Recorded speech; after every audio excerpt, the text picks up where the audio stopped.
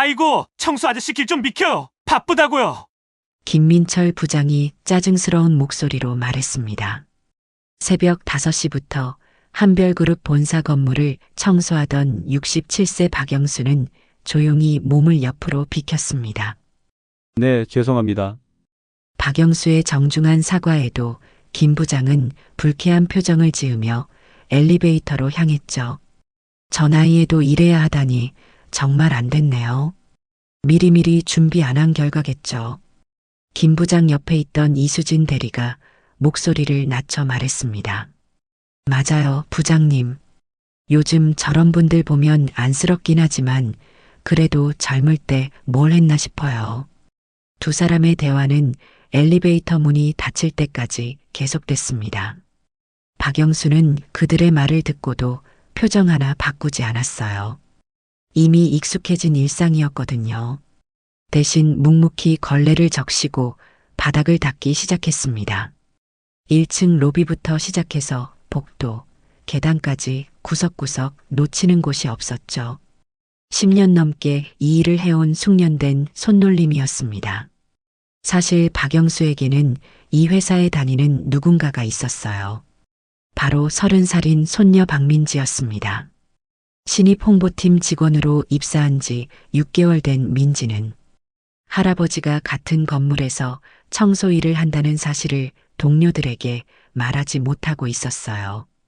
그러던 중 김 부장이 박영수 앞에서 큰 소리로 말했습니다. 아, 정말 왜 이렇게 일이 느려요. 나중에 관리사무소에 얘기해야겠어. 저런 나이 많은 사람들 쓰지 말라고. 박영수는 그 말을 듣고 가슴이 쓰렸지만 아무 말도 하지 않았어요. 김 부장은 이어서 말했습니다. 요즘 청소부들도 참 건방져. 월급 받는 걸로도 감사해야 하는데 말이야. 박영수는 손을 멈추고 잠시 김 부장을 바라봤습니다. 그 눈빛에는 깊은 슬픔이 담겨 있었어요. 하지만 김 부장은 그런 박영수의 마음을 전혀 알아차리지 못했습니다. 더욱 충격적인 일이 벌어졌습니다. 김 부장이 박영수에게 일부러 물을 엎지르는 거예요. 어머나, 실수했네. 어서 닦아요. 손님들 오기 전에 말이야. 김 부장의 작은 괴롭힘이었죠. 박영수는 묵묵히 걸레질을 다시 시작했습니다. 그런 박영수를 본 이수진 대리가 킥킥거리며 웃었어요. 정말 불쌍해 보이네요. 젊을 때 공부 좀 할 걸 그랬나 봐요. 박영수는 주먹을 꽉 쥐었지만 참았습니다. 손녀 민지를 생각하니 견딜 수 있었거든요. 할아버지 죄송해요. 마음속으로 이렇게 중얼거리며 민지는 할아버지를 피해 다른 엘리베이터를 탔습니다. 박영수도 손녀의 마음을 충분히 이해했어요. 사회초년생인 민지에게 할아버지의 직업이 부담이 될 수 있다는 걸 알고 있었거든요. 그래서 민지가 지나갈 때면 일부러 다른 곳으로 피하거나 모르는 척했습니다. 오늘도 어김없이 그랬죠. 민지가 1층 로비를 지나갈 때 박영수는 화장실 쪽으로 몸을 숨겼어요. 손녀가 당당하게 살아갈 수 있다면 자신은 얼마든지 그림자가 될 수 있었거든요. 그때 또 다른 직원이 지나가면서 말했습니다. 아니, 청소는 언제 다 끝내는 거예요. 여기 바닥이 아직도 젖어 있잖아요. 빨리 좀 해주세요. 그 직원은 일부러 박영수가 방금 닦은 바닥에 발자국을 찍고 지나갔어요. 박영수는 죄송합니다라고 말하며 더욱 열심히 바닥을 닦았어요. 그 모습을 본 민지는 가슴이 찢어질 것 같았습니다. 하지만 어쩔 수 없었어요. 아직 신입사원인 자신이 나서서 할아버지를 감쌀 용기가 없었거든요. 더욱 가슴 아픈 일이 벌어졌습니다. 박영수가 계단을 청소하고 있을 때 한중견 직원이 일부러 커피를 흘렸어요. 어머나, 제가 실수했네요. 청소 아저씨, 여기 좀 닦아주세요. 그러면서 비웃듯이 웃었습니다. 박영수는 아무 말 없이 그 커피를 닦았어요. 30년 전 이 건물에서 기술이사로 일했을 때를 생각하니 우라가 치밀었지만 꾹 참았습니다. 아침 청소를 마친 박영수는 지하 휴게실로 향했습니다. 다른 청소 직원들과 함께하는 짧은 휴식 시간이었어요. 박 아저씨는 정말 대단해요. 이 나이에도 저희보다 일을 더 꼼꼼히 하시니까요. 동료 청소부 한 명이 진심 어린 칭찬을 했습니다. 아니에요. 다들 열심히 하시는데 뭐려. 박영수는 겸손하게 답했어요. 하지만 속으로는 복잡한 감정이 교차했습니다. 30년 전 이 건물에서 기술이사로 일했던 기억이 떠올랐거든요. 그때는 정말 달랐죠. 수많은 직원들이 박영수를 박 이사님이라고 부르며 존경했었어요. 회사의 핵심 기술을 개발하는 중요한 인물이었거든요. 하지만 지금은 그 누구도 그의 과거를 알지 못했습니다. 아니, 정확히는 한 사람만 알고 있었어요. 바로 현재 한별그룹의 회장인 최정호였습니다. 그런데 그 순간 충격적인 일이 벌어졌습니다. 김 부장이 휴게실까지 내려와서 큰 소리로 말한 거예요. 여기 청소부들 좀 제대로 교육시키세요. 특히 저 나이 많은 아저씨는 정말 답답해 죽겠어요. 일도 느리고 맨날 뭐 하는지 모르겠어요. 박영수는 그 말을 들으며 주먹을 꽉 쥐었습니다. 하지만 참았어요. 손녀를 위해서라도 참아야 했거든요. 김 부장은 계속해서 말했습니다. 정말 저런 사람들은 왜 사는지 모르겠어요. 사회에 도움도 안 되고 말이야. 그러면서 박영수를 손가락으로 가리켰어요. 오늘도 할아버지를 못 본 척해야 하나. 박민지는 홍보팀 사무실에 앉아 복잡한 마음으로 생각에 잠겼습니다. 어제 김 부장이 할아버지에게 한 말들이 계속 머릿속을 맴돌았어요. 민지야, 뭔가 고민 있어 보이는데 괜찮아? 옆자리 동료가 걱정스럽게 물었어요. 아니에요, 괜찮아요. 그냥 새로운 프로젝트 때문에 고민이 많아서요. 민지는 애써 밝은 표정을 지으며 대답했습니다. 사실 민지는 할아버지를 무척 사랑했어요. 어릴 때부터 부모님 대신 자신을 키워준 할아버지였거든요. 부모님이 사고로 세상을 떠났을 때 할아버지가 모든 것을 포기하고 민지를 키웠었죠. 하지만 회사에서만큼은 관계를 숨길 수밖에 없었습니다. 동료들이 어떻게 생각할지 두려웠어요.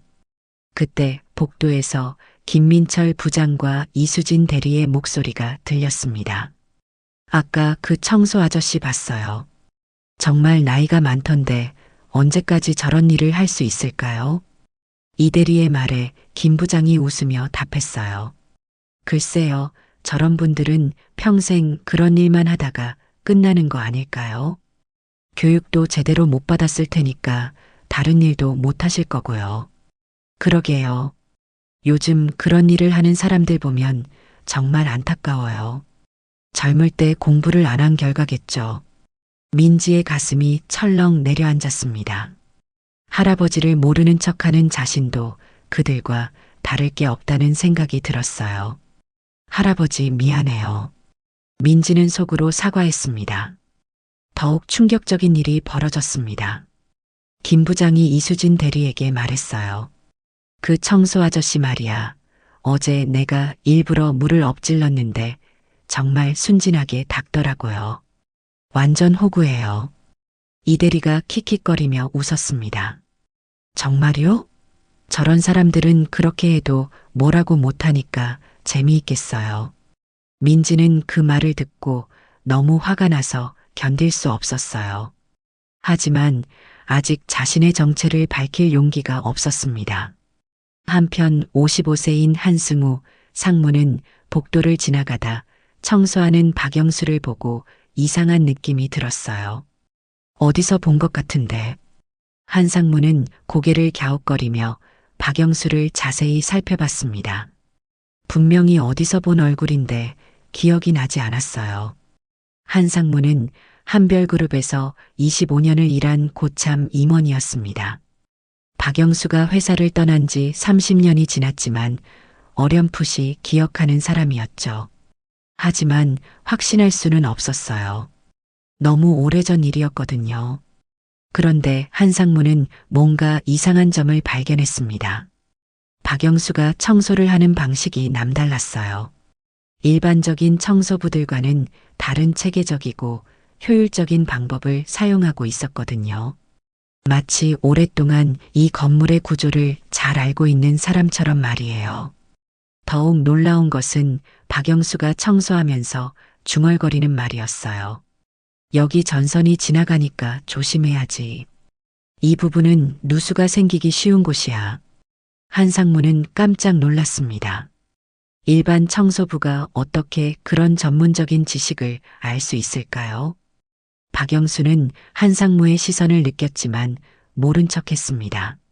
아직 자신의 정체가 밝혀질 때가 아니라고 생각했어요. 그냥 조용히 청소를 계속했죠.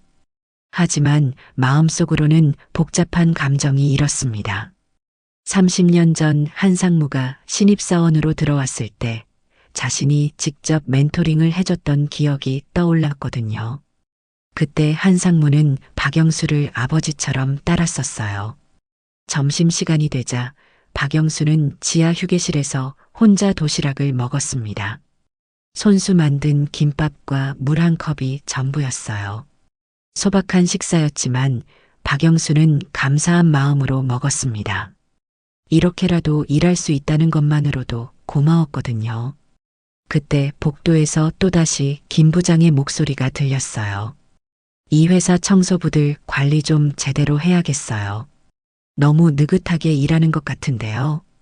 특히 그 나이 많은 아저씨는 정말 답답해요.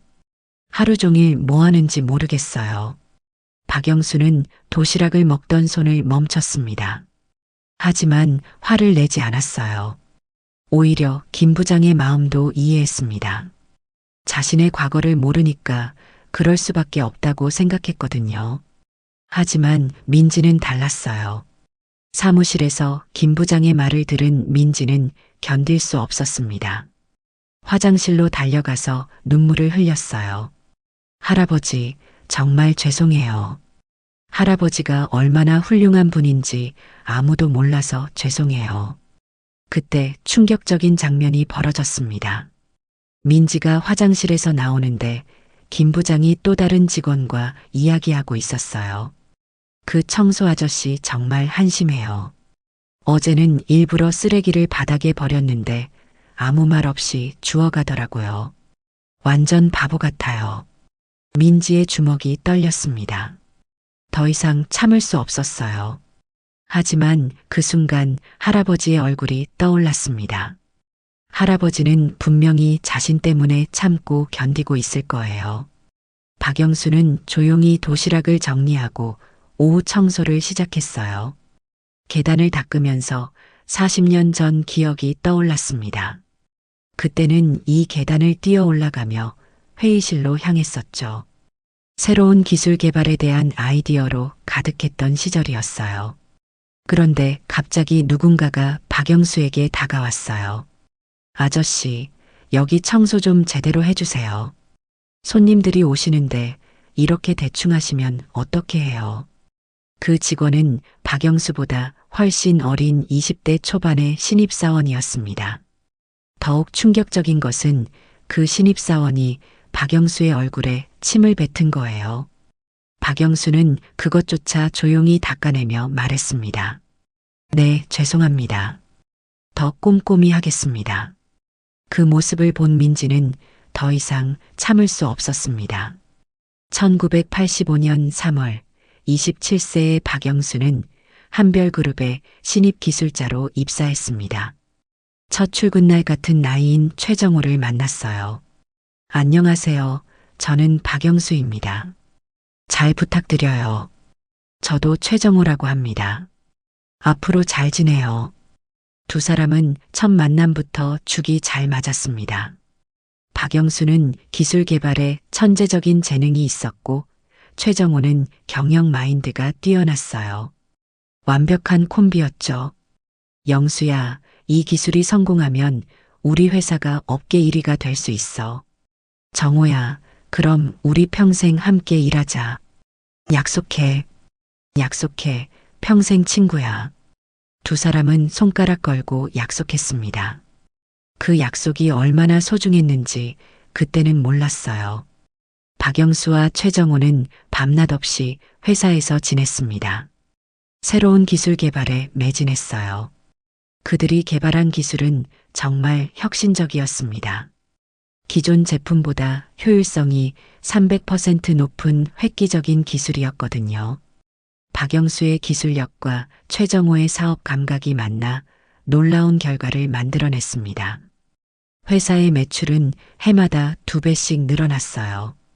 박영수는 5년 만에 기술팀장이 되었고 10년 후에는 기술이사까지 승진했습니다.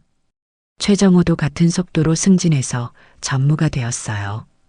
그런데 성공의 이면에는 치열한 경쟁이 있었습니다. 다른 기업들이 박영수의 기술을 빼가려고 온갖 방법을 동원했어요. 어느 날 밤 박영수의 집에 괴한들이 침입했습니다. 기술 자료를 내놓으라며 위협했죠. 박영수는 목숨을 걸고 자료를 지켰어요. 다음 날 최정호에게 이 사실을 말했습니다. 정호야, 어젯밤 집에 도둑이 들었어. 기술 자료를 가져가려고 했더라고.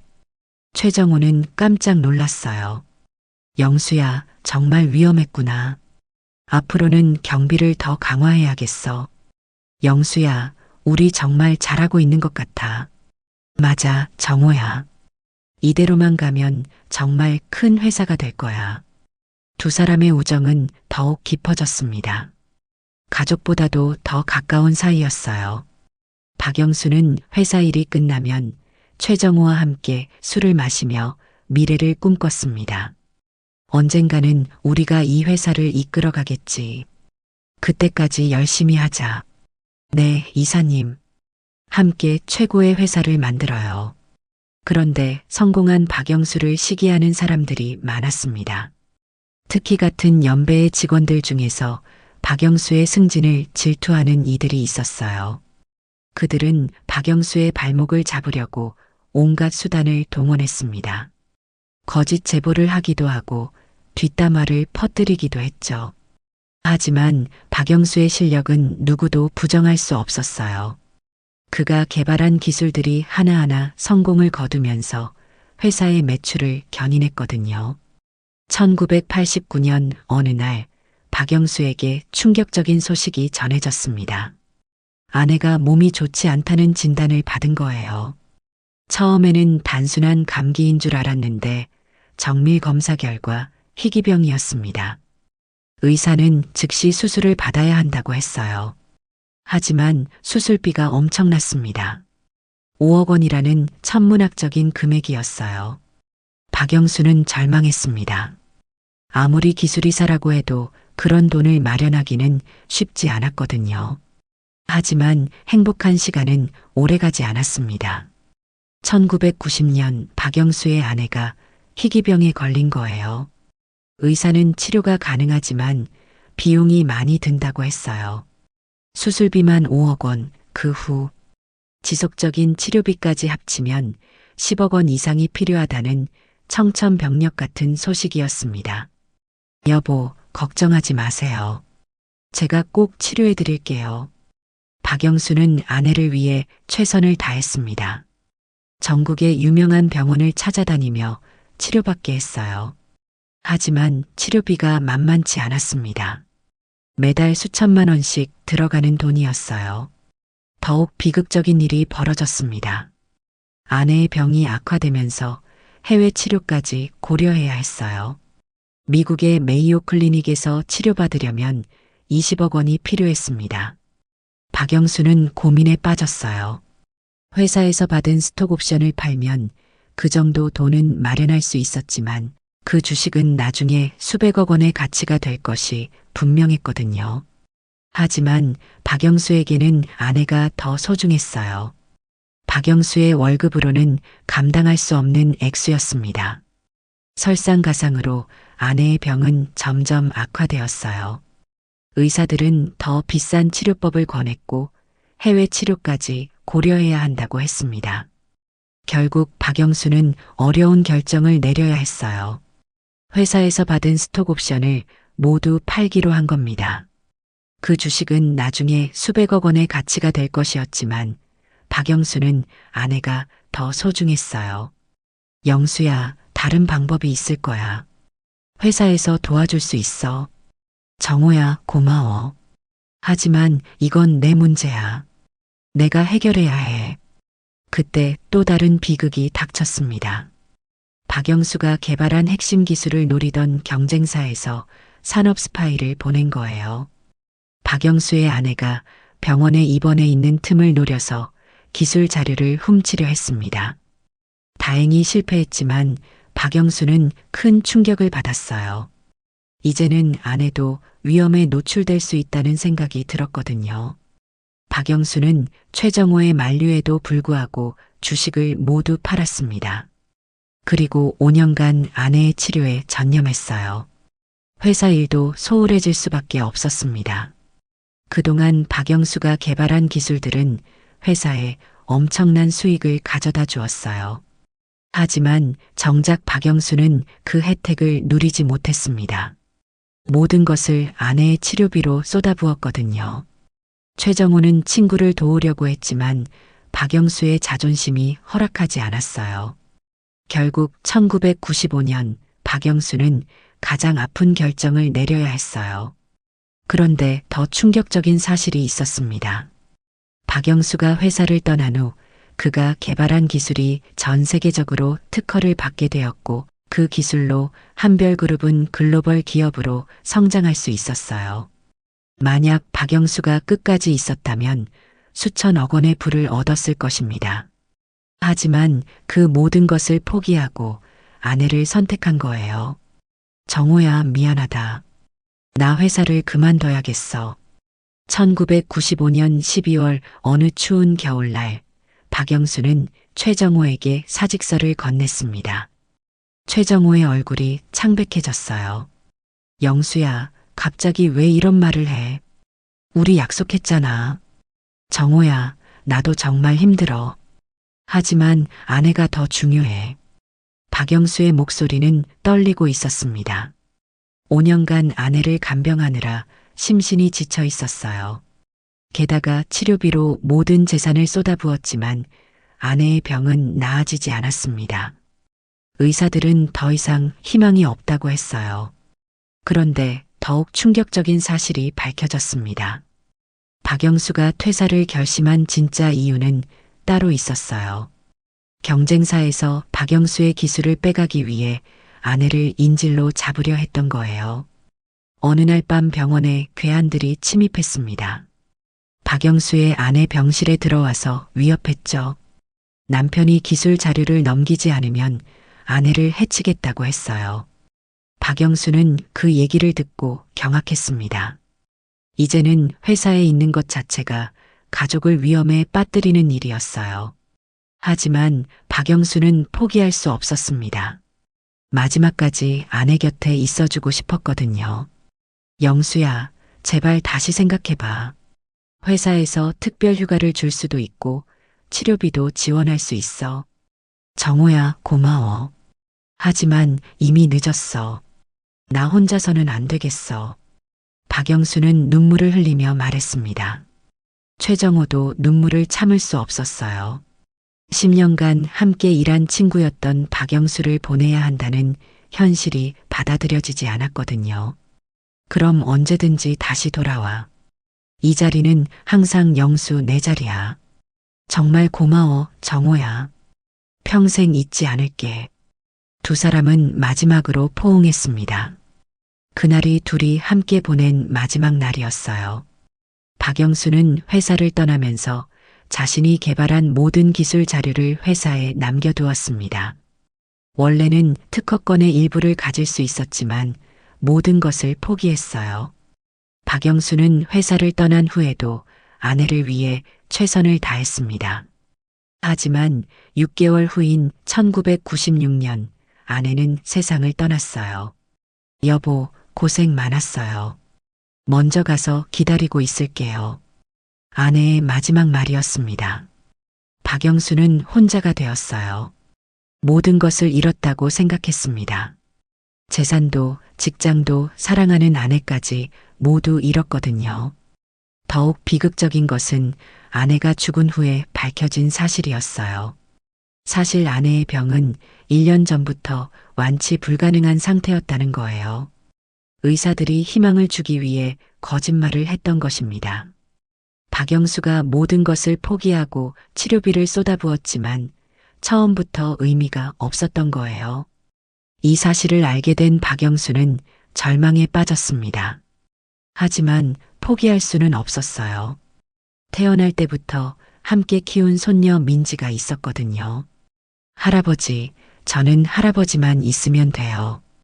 어린 민지의 말이 박영수에게는 큰 힘이 되었습니다. 박영수는 민지를 위해 다시 일을 시작했어요. 하지만 50대 중반의 나이에 새로운 직장을 구하기는 쉽지 않았습니다. 기술이사 출신이었지만 아무도 그의 경력을 믿어주지 않았어요. 면접장에서 이런 일들이 벌어졌죠. 50대 중반의 이력서에 기술이사라고 써오시면 어떻게 믿겠어요? 정말이라면 증명서라도 가져오시죠. 하지만 박영수는 과거를 증명할 방법이 없었어요. 회사를 떠날 때 모든 서류를 정리하지 못했거든요. 더욱이 한별그룹에서 일했다고 하면 사람들은 비웃었어요. 그런 큰 회사에서 일했으면 왜 이런 상황이 됐겠냐는 거였죠. 결국 박영수는 청소 일을 시작했습니다. 처음에는 자존심이 상했어요. 하지만 민지를 위해서라면 어떤 일이든 할 수 있었습니다. 할아버지, 힘들면 쉬세요. 아니야, 민지야. 할아버지는 괜찮아. 박영수는 민지 앞에서만큼은 항상 씩씩한 모습을 보였어요. 그런 할아버지를 보며 민지도 열심히 공부했습니다. 할아버지의 희생을 헛되이 하지 않으려고 했거든요. 그런데 청소 일을 하면서도 박영수는 끊임없이 연구를 계속했어요. 집에 돌아가면 새로운 기술에 대한 아이디어를 노트에 적었습니다. 언젠가 다시 기회가 오면 사용하기 위해서였죠. 하지만 그 기회는 쉽게 오지 않았어요. 20년이라는 세월이 흘렀습니다. 민지는 대학을 졸업하고 한별그룹에 입사했어요. 할아버지, 제가 좋은 회사에 취직했어요. 정말 고마워, 민지야. 할아버지도 정말 자랑스러워. 박영수는 진심으로 기뻐했습니다. 하지만 민지가 다니는 회사가 바로 자신이 과거에 일했던 한별그룹이라는 사실은 말하지 않았어요. 운명의 장난처럼 느껴졌거든요. 그런데 더 놀라운 일이 벌어졌습니다. 박영수가 청소 일을 하게 된 곳이 바로 한별그룹 본사 건물이었던 거예요. 처음 그 건물에 들어갔을 때 박영수의 마음은 복잡했습니다.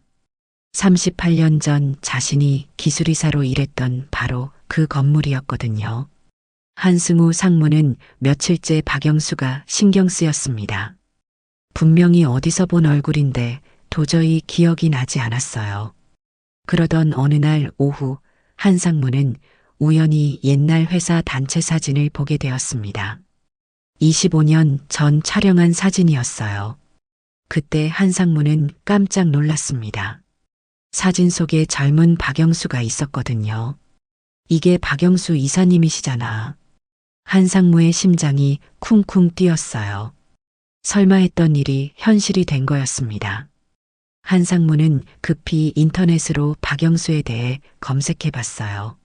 한별그룹 창립 초기 핵심 인물, 혁신적 기술 개발로 회사 성장에 기여, 1995년 개인 사정으로 퇴사라는 기록이 나왔습니다. 더욱 놀라운 것은 박영수가 개발한 기술이 현재까지도 회사 매출의 70%를 차지하고 있다는 사실이었어요. 한 상무는 소름이 돋았습니다. 자신들이 그동안 무시했던 청소부가 실제로는 회사의 은인이었던 거예요. 한 상무는 급히 회장실로 향했습니다. 최정우 회장을 만나야 했어요. 회장님, 급히 말씀드릴 게 있습니다. 한상무의 표정이 심각했습니다. 무슨 일인가, 승우 씨. 회장님, 박영수 이사님이 우리 건물에서 청소 일을 하고 계십니다. 최정호 회장의 얼굴이 순간 하얗게 변했어요. 뭐라고? 영수가 여기서 청소를. 정말입니까? 네, 확실합니다. 매일 새벽부터 청소하시는 분이 박영수 이사님 맞습니다. 최정호 회장은 의자에서 벌떡 일어났습니다. 30년 동안 찾던 친구가 바로 코앞에 있었다는 사실을 믿을 수 없었어요. 30년 동안 최정호 회장은 박영수를 찾기 위해 얼마나 많은 노력을 했는지 모릅니다. 사립탐정을 고용하기도 하고 전국의 동명이인들을 찾아다니기도 했어요. 하지만 박영수는 마치 세상에서 사라진 것처럼 흔적을 찾을 수 없었습니다. 더욱 충격적인 것은 최정호 회장이 그동안 박영수를 위해 해온 일들이었어요. 박영수가 퇴사한 후 그의 이름으로 특별 계좌를 만들어서 기술 로열티를 적립해뒀던 거예요. 그동안 쌓인 돈이 무려 500억 원이 넘었습니다. 매년 박영수의 생일에는 그를 그리워하며 혼자 술을 마셨어요. 회사가 성공할 때마다 박영수를 떠올리며 괴로워했습니다. 어디 계신가? 지금 당장 모셔와. 아니야, 내가 직접 가겠어. 최정호 회장은 급히 1층으로 내려갔습니다. 마음이 너무 급해서 엘리베이터를 기다릴 수도 없었어요. 계단으로 뛰어내려갔습니다. 69세의 나이에도 불구하고 친구를 만난다는 설렘에 발걸음이 가벼웠어요. 1층 로비에 도착한 최정호 회장은 박영수를 찾아 헤맸어요. 하지만 보이지 않았습니다. 그때 복도 끝에서 청소하는 박영수를 발견했어요. 등을 보는 순간에도 확신이 들었습니다. 오랜 시간이 지났지만 친구의 뒷모습은 여전히 익숙했거든요. 영수야. 최정호 회장이 떨리는 목소리로 불렀습니다. 박영수는 뒤를 돌아봤어요. 그리고 깜짝 놀랐습니다. 30년 만에 보는 친구였거든요. 정호야, 정말 너구나. 박영수도 눈물이 쏟아졌습니다. 두 노인은 복도에서 포옹했어요. 주변에 있던 직원들이 신기한 듯 바라봤습니다. 회장님이 청소부와 포옹하는 모습을 본 적이 없었거든요. 영수야, 지금까지 어디 있었어? 나 정말 미치겠더라. 정호야, 미안해. 연락하지 못해서. 최정호 회장은 눈물을 닦으며 말했어요. 이제 됐어, 영수야. 다시 만났으니까 됐어. 두 사람은 오랜 시간 이야기를 나눴습니다. 지난 30년간의 이야기를 서로에게 털어놓았어요. 박영수는 아내를 잃고 홀로 손녀를 키운 이야기를 했습니다. 최정호 회장은 박영수 없이 회사를 키운 힘든 시간을 말했어요. 그런데 최정호 회장이 말한 내용은 더욱 충격적이었어요. 영수야, 내가 개발한 기술 덕분에 우리 회사가 이렇게 컸어. 그런데 알고 있니? 내 기술이 전 세계 50개국에서 사용되고 있어. 연간 로열티만 3천억 원이야. 박영수는 깜짝 놀랐습니다. 자신이 개발한 기술이 그렇게 큰 성공을 거두었다니. 정호야, 나는 이미 충분해. 민지만 잘 크면 돼. 무슨 소리야, 영수야. 이제 다시 시작이야. 최정호 회장은 박영수의 손을 꼭 잡았습니다. 그동안 가슴속에 묻어둔 죄책감이 눈물로 쏟아져 나왔어요. 그런데 그때 충격적인 진실이 밝혀졌습니다. 영수야, 사실 나는 내가 떠난 후에 내 이름으로 특별 계좌를 만들어뒀어. 내가 개발한 기술로 벌어들인 수익의 절반을 계속 적립해뒀거든. 지금 그 돈이 500억이 넘어. 박영수는 깜짝 놀랐습니다. 자신이 모르는 사이에 그런 일이 있었다니. 정호야, 그런 건 필요 없어. 나는 정말 괜찮아. 아니야, 영수야. 이건 원래 내 것이야. 내가 지금까지 보관만 했을 뿐이야. 두 친구는 30년 만에 재회를 통해 더욱 깊은 우정을 확인했어요. 하지만 박영수는 여전히 조용히 살고 싶어 했습니다.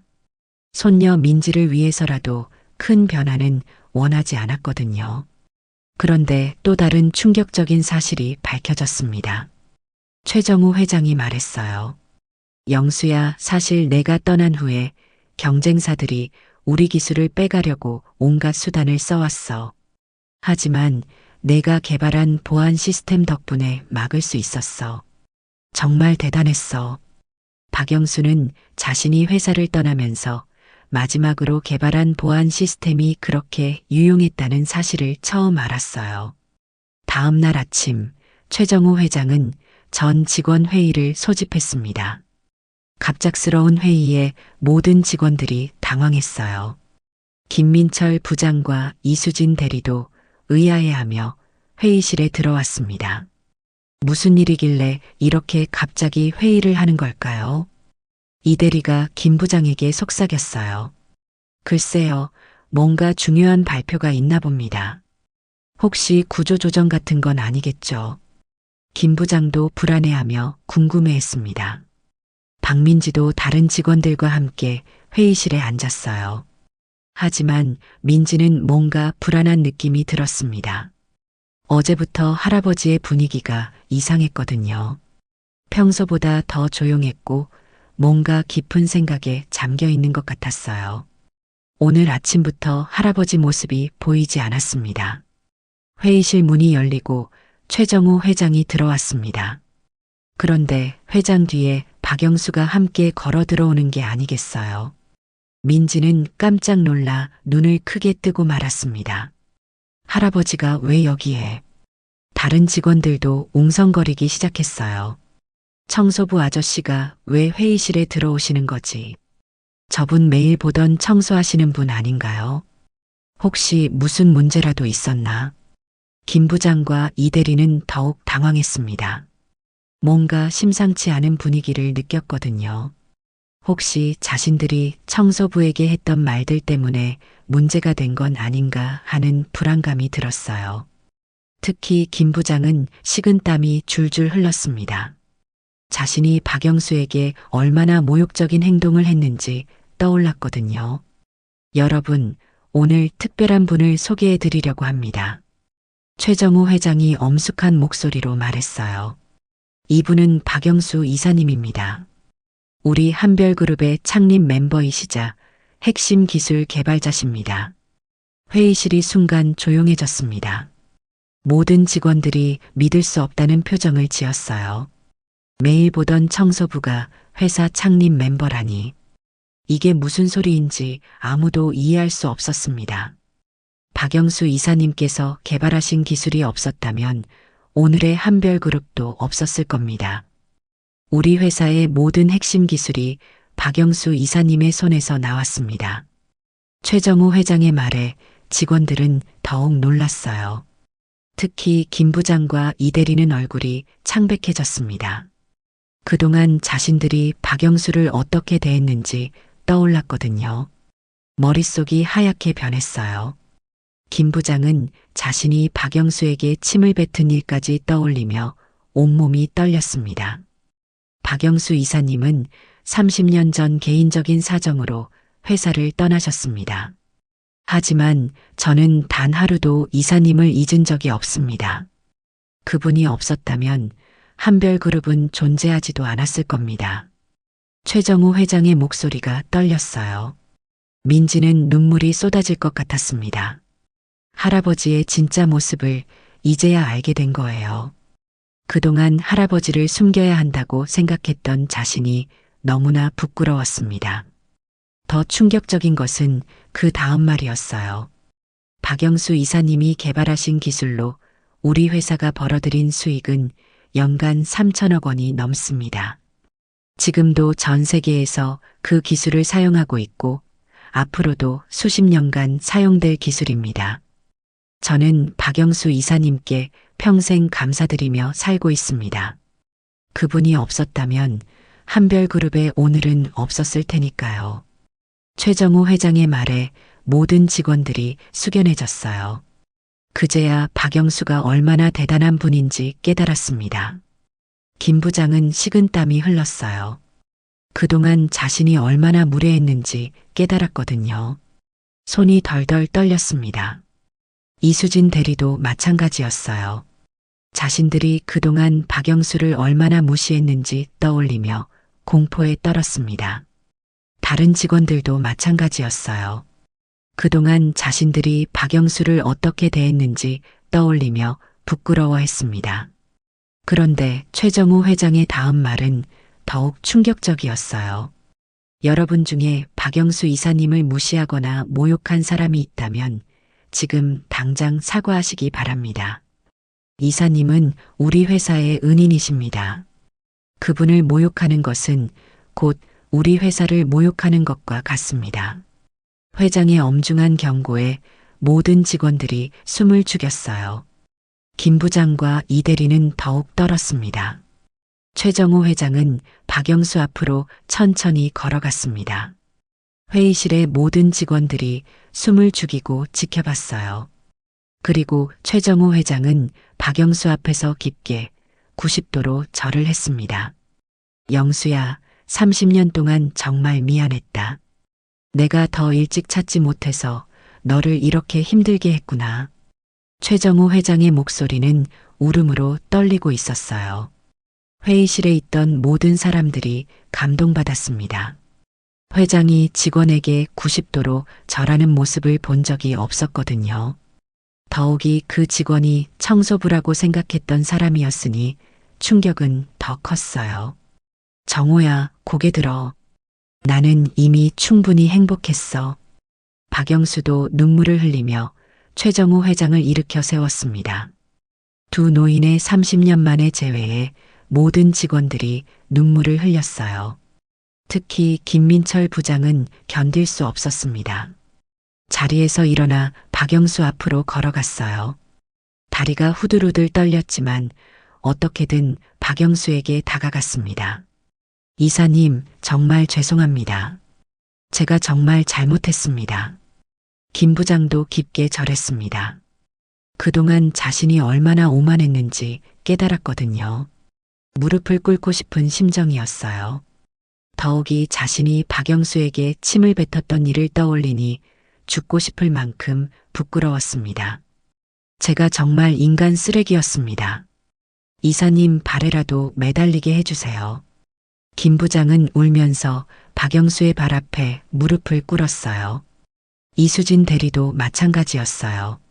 이사님, 저도 정말 죄송해요. 앞으로는 절대 그런 실수 안 하겠습니다. 저 정말 죄송합니다. 이 대리는 울면서 사과했어요. 괜찮습니다. 젊은 분들이 그럴 수 있어요.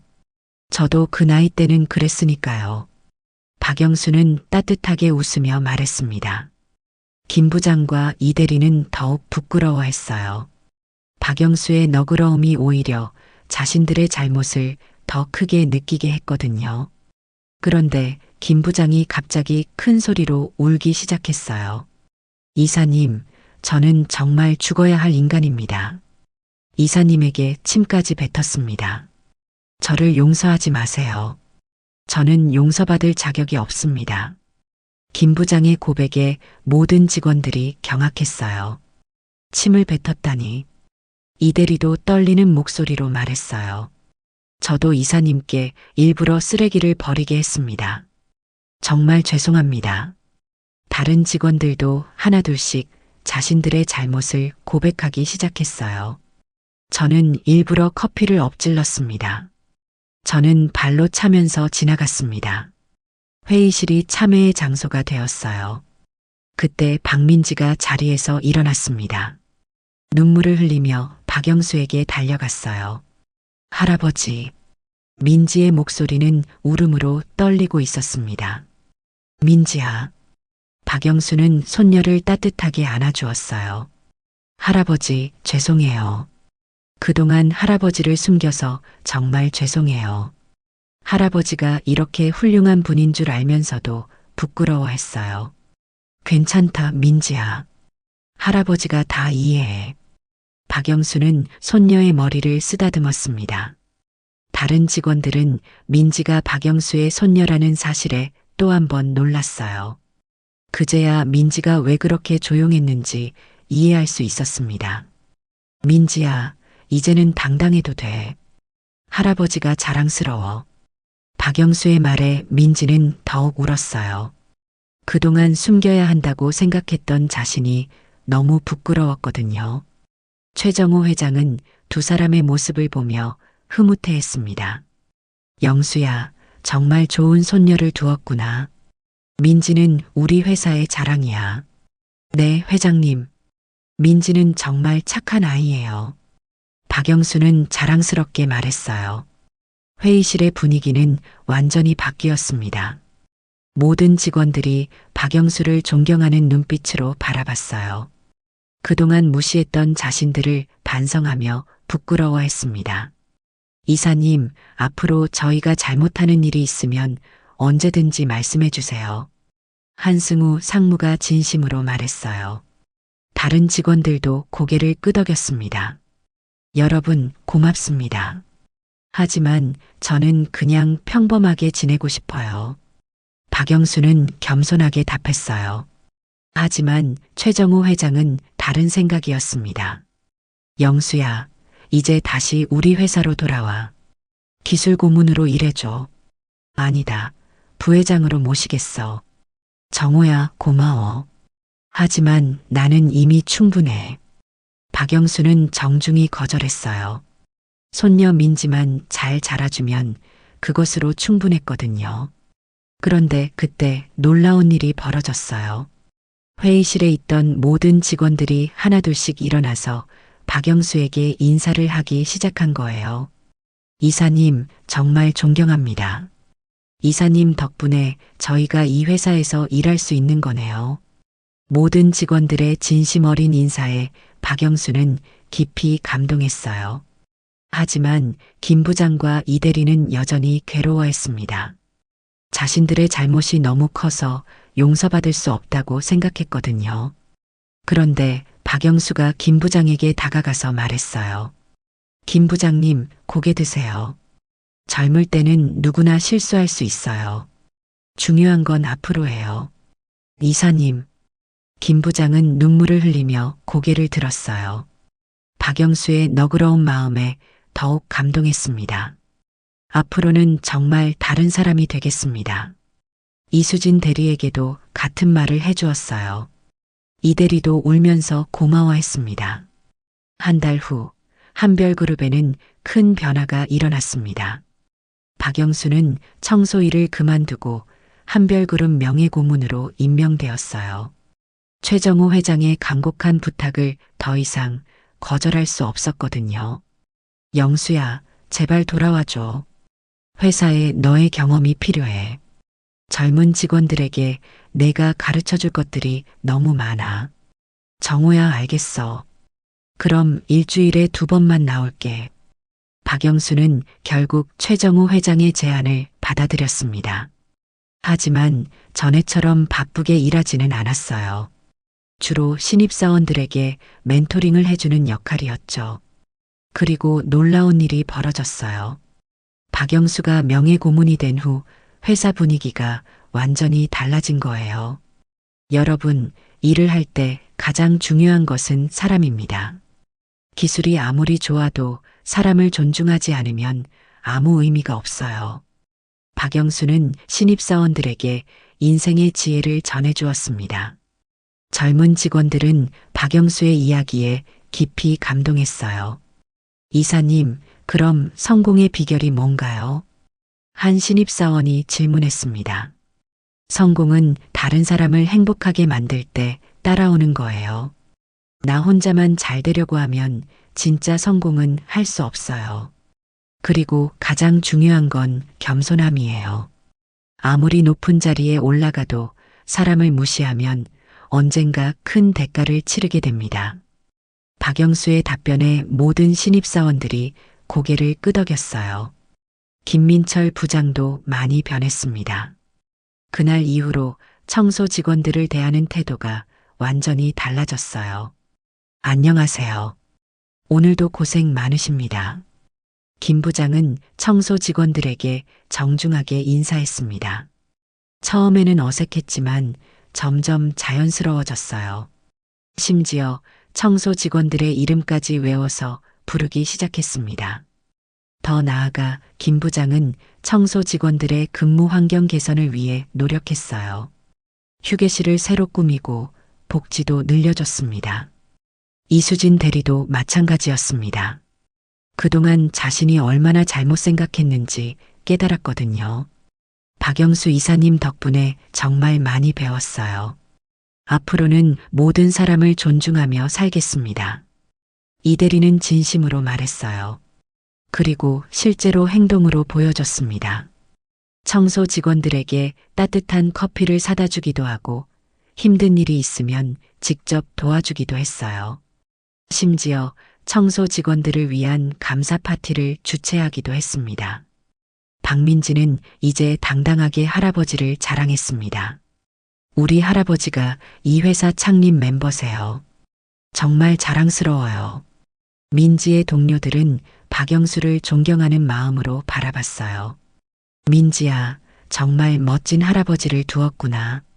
우리도 그런 할아버지를 갖고 싶어? 동료들의 부러움 어린 시선에 민지는 뿌듯했습니다. 그동안 숨겨야 한다고 생각했던 자신이 정말 바보였다고 느꼈어요. 회사에는 또 다른 변화도 있었어요. 박영수의 이야기가 알려지면서 모든 직원들이 서로를 더 존중하게 되었습니다. 직급이나 나이에 상관없이 모든 사람을 소중히 여기는 문화가 자리 잡았어요. 더 놀라운 것은 회사의 업무 효율성도 크게 향상되었다는 점이었어요. 직원들 간의 갈등이 줄어들고 협력이 늘어나면서 자연스럽게 성과도 좋아진 거예요. 박영수는 자신의 과거 연구 노트를 꺼내서 젊은 연구원들과 공유했습니다. 30년 전에 개발했던 기술들을 바탕으로 새로운 혁신 기술을 만들어낼 수 있었어요. 이사님, 이 아이디어는 정말 혁신적이에요. 그 시절에 이미 이런 생각을 하셨다니 대단해요. 젊은 연구원들이 감탄했습니다. 박영수의 지도하에 개발된 새로운 기술은 곧 회사에 또 다른 성공을 가져다 줄 것이 분명했어요. 어느 날 오후 박영수와 민지는 함께 회사 로비를 걸었습니다. 할아버지와 손녀의 모습은 정말 보기 좋았어요. 모든 직원들이 정중하게 인사했습니다. 안녕하세요, 이사님. 오늘도 좋은 하루 되세요. 고맙습니다. 여러분도 좋은 하루 되세요. 박영수는 따뜻하게 답했어요. 민지는 이런 할아버지가 너무 자랑스러웠습니다. 할아버지, 사랑해요. 나도 사랑해, 민지야. 두 사람은 행복한 미소를 지었어요. 최정호 회장은 사무실 창문으로 그 모습을 내려다봤습니다. 영수야, 정말 고마워. 덕분에 우리 회사가 더 따뜻해졌어. 회장의 얼굴에도 미소가 번졌어요. 30년 만에 되찾은 친구와의 우정이 너무 소중했거든요. 그날 저녁 박영수는 집에서 민지와 함께 저녁을 먹었습니다. 할아버지, 오늘 정말 행복했어요. 나도야, 민지야. 이제 우리 당당하게 살자. 네, 할아버지. 앞으로는 할아버지를 더욱 자랑하며 살게요. 두 사람의 대화에는 따뜻한 사랑이 가득했어요. 사람의 진정한 가치는 현재 모습이 아닌 그가 살아온 인생 전체로 판단해야 한다는 교훈을 모든 사람들이 배웠습니다. 박영수의 이야기는 한별그룹 모든 직원들에게 깊은 감동을 주었어요. 그리고 앞으로도 오랫동안 회자될 아름다운 이야기가 되었습니다. 5개월 후 한별그룹은 업계에서 가장 인간적인 회사로 유명해졌습니다. 박영수의 가르침이 회사 전체에 스며들어 모든 직원들이 서로를 존중하고 배려하는 문화가 만들어진 거예요. 그리고 그 결과 회사의 업무 효율성도 크게 향상되었습니다. 사람을 소중히 여기는 마음이 곧 최고의 경영 철학이라는 것을 모든 사람들이 깨달았거든요. 박영수가 새롭게 개발한 기술은 전 세계적으로 특허를 받으며 한별그룹을 더욱 성장시켰고 그 성과로 얻은 수익의 일부는 소외계층을 위한 장학금으로 사용되었습니다. 진정한 성공은 혼자만의 것이 아니라 모든 사람이 함께 누릴 때 비로소 완성되는 것이라는 박영수의 철학이 현실이 된 것이었습니다. 오늘 이야기가 좋으셨다면 구독과 댓글, 알람 설정 잊지 마시고 소중한 댓글 하나가 정말 큰 힘이 됩니다. 시청해 주셔서 진심으로 감사드립니다.